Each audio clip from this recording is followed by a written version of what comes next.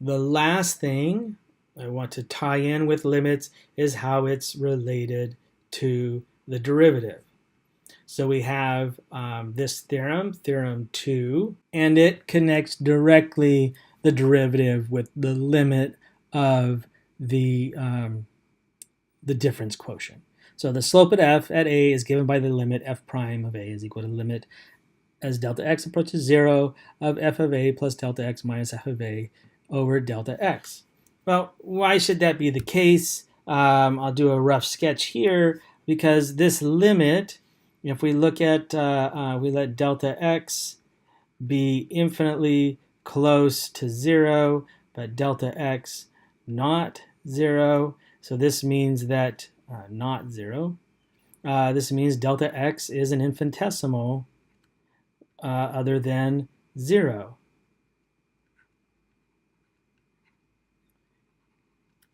And then the limit as delta x approaches 0 of f of a plus delta x minus f of a, all divided by delta x, is the standard part of f of a plus delta x minus f of a, all divided by delta x. But you should recognize that by now as exactly the slope of our function, provided it exists. So this equals f prime of a.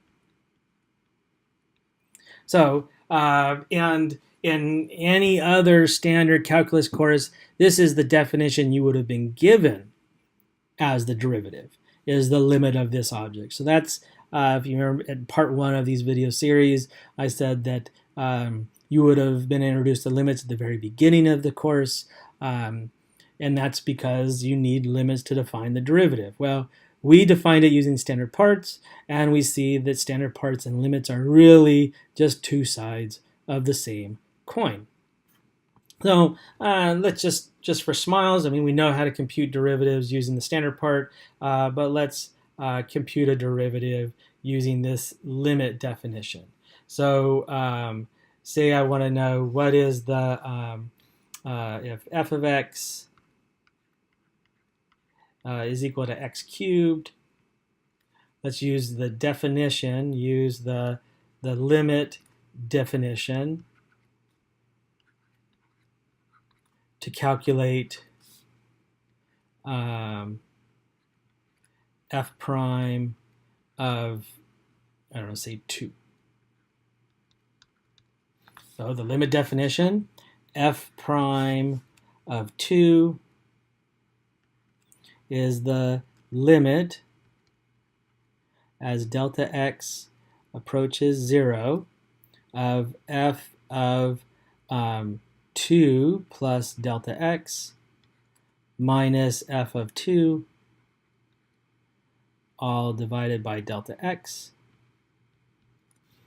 which is equal to the limit as of delta x approaching 0. So this is 2 plus delta x cubed minus 2 cubed all over delta x, which is equal to the limit delta x approaching 0.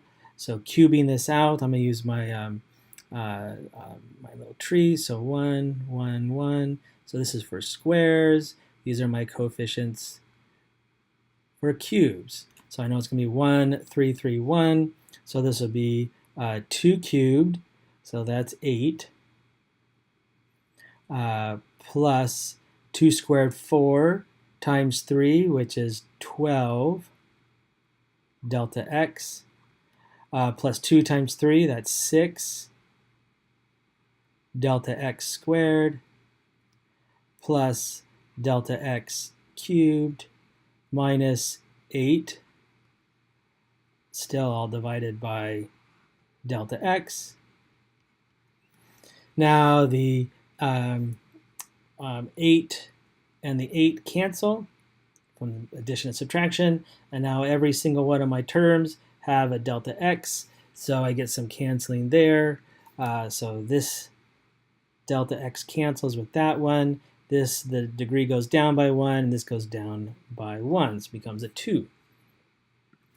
So this is equal to the limit as delta x approaches 0. What's left over? 12 plus 6 delta x plus delta x squared. And we know that delta x is going to 0. So this whole term is going to 0. This whole term is going to 0. And so the entire expression is going to be 12 plus 0 plus 0, which is 12. Boom, that's the derivative at 2. We could always double check to make sure that we're not crazy since we've got rules. We know that f prime of x is equal to 3x squared. And so f prime of 2 is equal to 3 times 2 squared, which sure enough is 12. Good thing we didn't do any mistakes here, but so that's how we would use the limit definition of the derivative to compute the derivative. It's just good to know, and it's good practice. You'll have practice plenty in the homework doing stuff like this. And again, this is the standard definition in any other calculus course for the derivative. All right, that ends our section on limits. Good luck with your practice and have fun.